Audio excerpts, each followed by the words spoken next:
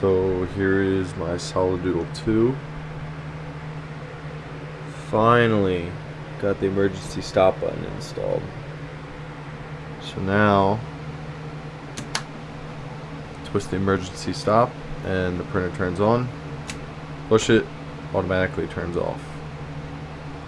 So the way I did this was, look on the back here, you're gonna see two wires, the blue and the black. So these are power in, coming from a wall socket, and they're coming from this AC to DC converter right here.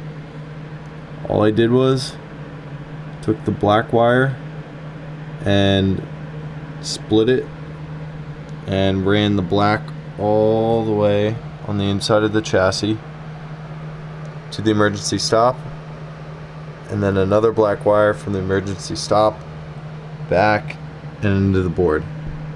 So that's all you have to do. I'll post a wiring diagram for additional help, and feel free to leave any questions in the comments.